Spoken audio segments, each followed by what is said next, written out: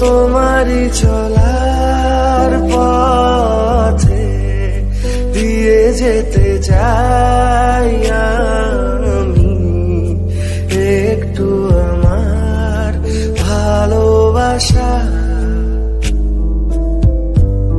তাই নিয়ে তুমি আমায় করো ঋণী, তাই নিয়ে তুমি আমায় করো ঋণী, এটুকু আশা